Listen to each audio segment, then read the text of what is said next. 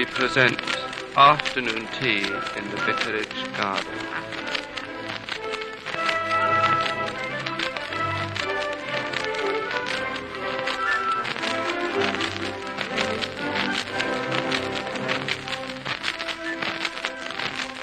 I was always very proud of the family name of Huntsonby, and I was determined that my daughter Sophie should marry into a family of similar breeding. Our dear vicar came from the noble line of Fortescue Deepers. I was saying something on the matter to Sophie one afternoon as we were preparing to go for afternoon tea at the vicarage. I cannot stress too much, my dear Sophie, the importance of maintaining a good family line. Sophie, my dear, the vicar's an exceedingly nice man. He's very well spoken of in the village. Yes, Mamma. They say he's very rich. Yes, Mamma. Sophie, my dear, I have never concealed anything from you. It would be for your own good to know, that is, and how shall I put it? Such a man as our dear vicar would only ask the hand in matrimony of a young lady of good upbringing and high social standing. You want me to marry him? Well, my dear, I didn't put it quite like that, but, well, yes. I do think the match has much to recommend it. Now, get your new gloves and let me look at you. Yes. You look most becoming. I think the vicar will find her hard to resist. Now, come, my dear. We must go, or we shall be late.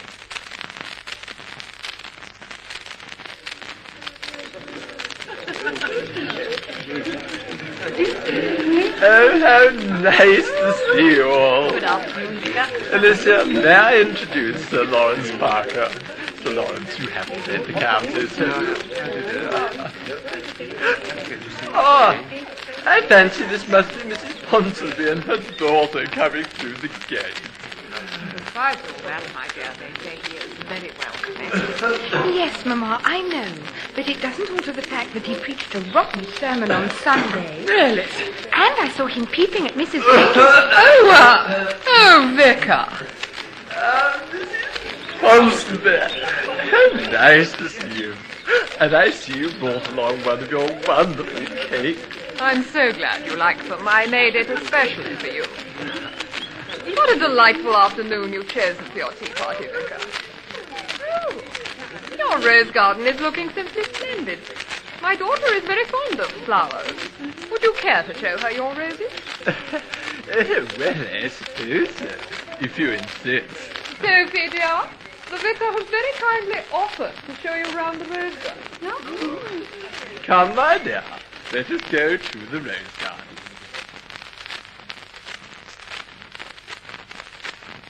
Good afternoon, Arthur. Potting out the roses? Oh, they're vegetating early this year. Well, Miss Sophie and I are taking a stroll, so I'm sure you will pop discreetly in the background.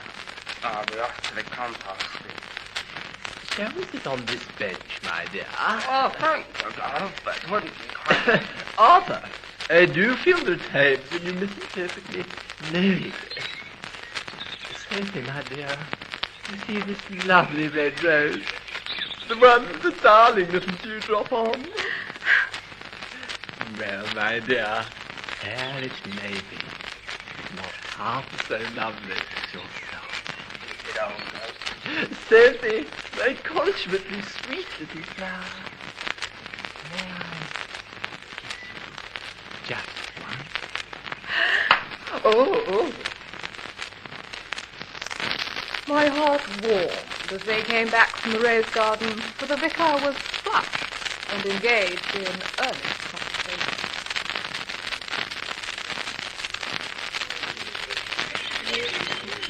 Why did you come? My dear, you're so coloured in the cheeks. Oh, my.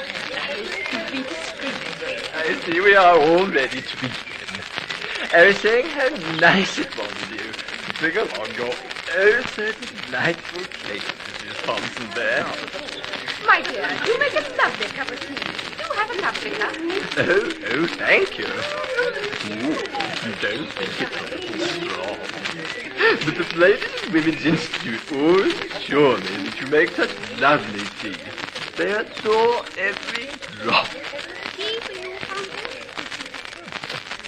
I was concerned to find out from Sophie how she had fared in the rose garden, so I drew her aside and asked her. You mean to tell me he never proposed? Well, no. It was like this. Right? Say no more about it, my dear. The man must die. But, Mamma. I have spoken. Sophie, pass me that paper bag with the other cake in. We will use method B. Yes, Mamma. Place it on the table with the others. Yes, Mamma. Ah, Mrs. Ponsonby, another of your lovely cakes. Do have a slice, Vicar. Ah, thank you. Nice? Delightful. Vicar, are you all right? A trifle heady, perhaps. Just try another slice, Vicar. Thank you, I will. Little does he know it's laced with arsenic. Ah, good. He's looking distinctly ill.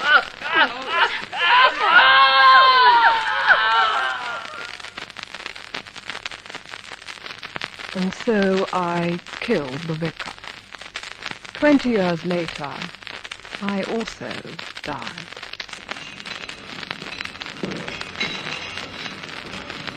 Mrs. Ponsonby, St. Peter and I have been reviewing your application for entry through the heavenly gates with AXBT Paradise.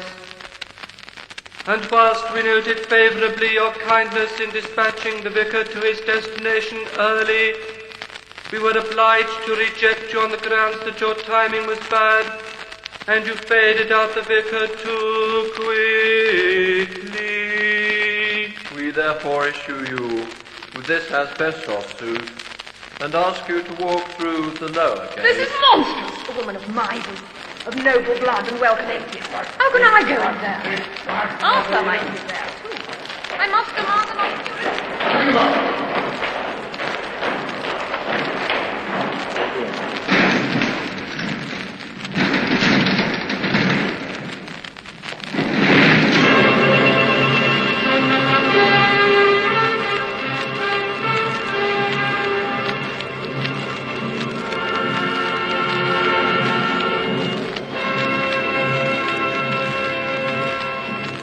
That was Afternoon Tea in the Vicarage Garden by Julian Woodward. The cast was as follows: Mrs. Ponsonby, Philippa Harben; Sophie, Esther Rantzen; the Vicar, Julian Woodward. Other parts were played by Vivian Graham and Larry Parker.